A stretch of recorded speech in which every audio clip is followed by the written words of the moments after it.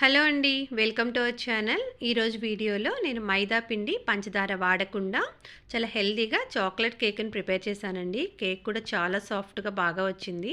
ఇప్పుడు దీన్ని తయారు చేసుకోవడం కోసం ముందు ఒక బౌల్ తీసుకొని అందులో 1/2 కప్పు కాచి చల్లార్చిన పాలు తీసుకున్నాను.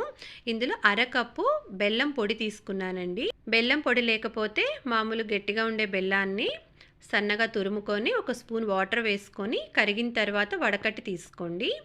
ఇప్పుడు ఇందులో ఒక 1/2 కప్పు కరిగించిన నెయ్యి తీసుకున్నాను. మీరు నెయ్యి వాడకపోతే స్మెల్ లేకుండా ఉండే సన్ఫ్లవర్ ఆయిల్ని ఒక 1/2 కప్పు తీసుకోండి. ఇప్పుడు ఈ 3 ఇంగ్రీడియంట్స్ని ఇలా 1 నిమిషం పాటు బాగా మిక్స్ చేసుకోవాలి. చూడండి, ఈ 3 ఇలా బాగా కలిసిపోయాయి కదా, ఇలా అయ్యేంత వరకు కూడా కలుపుకుంటూ ఉండండి. ఇప్పుడు దీనిపైన ఒక జల్లెడ లాంటిది పెట్టేసుకొని ఇప్పుడు ఇందులో 1 కప్పు గోధుమ పిండి తీసుకున్నాను.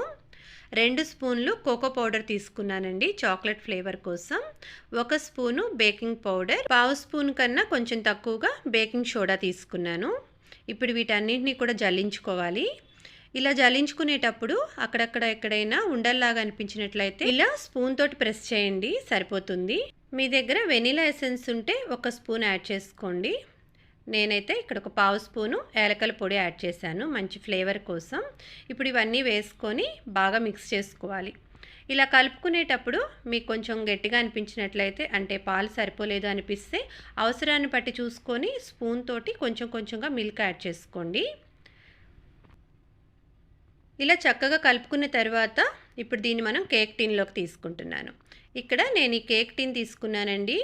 మీ దగ్గర ఇలాంటిది లేకపోతే ఇంట్లో నార్మల్గా స్టీల్ బౌల్స్ ఉంటాయి కదా, అవైనా కూడా తీసుకోవచ్చు. ఇలా చిన్న చిన్న కప్పుల్లో పెట్టుకుంటే మనం కప్ కేక్స్ లాగా కూడా చేసి పిల్లలకి ఇవ్వచ్చు.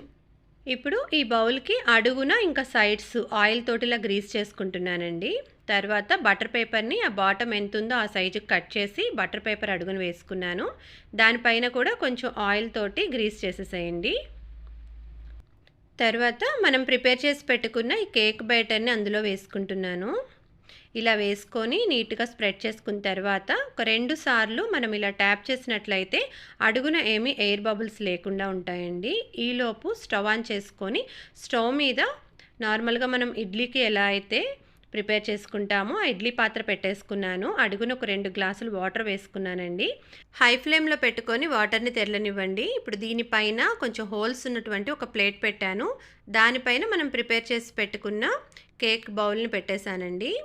మూతకి క్లాత్ తోటి ఇలా కట్టి పెట్టాను. దానివల్ల ఆవిరి నీళ్ళు అనేవి కేక్ మీద పడకుండా ఉంటాయి. ఇలా పెట్టుకొని మీడియం ఫ్లేమ్లో పెట్టేసుకోండి. మీడియం ఫ్లేమ్లో పెట్టుకొని 25 మినిట్స్ మనం ఇలా ఆవిరికి ఉడికించుకుంటే కేక్ రెడీ అయిపోతుంది. మీకు సరిగ్గా ఉడకలేదు అనిపిస్తే అవసరాన్ని బట్టి చూసుకొని ఒక 5 మినిట్స్ ఎక్స్ట్రా కుక్ చేసుకోండి. మీడియం ఫ్లేమ్లో పెట్టుకొని 25 మినిట్స్ ఇలా ఉడికించుకున్న తర్వాత ఇది ఉడికిందా లేదో చెక్ చేయడానికి ఒక టూత్ పిక్ కానీ లేకపోతే చాకు కానీ ఇలా లోపలికి మనం దించి చూసినట్లయితే పిండి పిండిగా ఏమీ అతుక్కోకుండా చూడండి, చాలా డ్రైగా ఉంటుంది. అంటే మనకి కేక్ రెడీ అయిపోయినట్లే. ఇప్పుడు స్టవ్ ఆఫ్ చేసేసుకోండి. ఈ కేక్ టిన్ని తీసి బయట పెట్టేసుకున్నాను. ఇది వేడిగా ఉంది కదా, సో పూర్తిగా చల్లారేదాకా వెయిట్ చేద్దామండి. ఇది మనకి పూర్తిగా చల్లారిన తర్వాత ఇప్పుడు చాకుతోటి సైడ్స్ ఇలా అన్నట్లయితే అది ఈజీగా బయటకు వచ్చేస్తుంది. మైదా పిండి పంచదార వాడకుండా పిల్లలకి కొంచెం హెల్తీగా చేద్దామని నేను ఇలా కేక్ ట్రై చేశానండి. కేక్ చాలా చాలా బాగా వచ్చింది. చాలా టేస్టీగా, చాలా సాఫ్ట్గా ఉంది. మా పిల్లలకు కూడా బాగా నచ్చిందండి. మీకు కూడా నచ్చితే ఇలా ట్రై చేసి చూడండి. Thank you so much for watching. ఈ వీడియో మీకు నచ్చితే ప్లీజ్ లైక్ చేయండి. వీడియోని మీ ఫ్యామిలీ అండ్ ఫ్రెండ్స్తో షేర్ చేసుకోండి. మరిన్ని వీడియోస్ కోసం మా ఛానల్ని సబ్స్క్రైబ్ చేసుకొని పక్కనే ఉన్న బెల్ ఐకాన్ ప్రెస్ చేయండి. Thank you.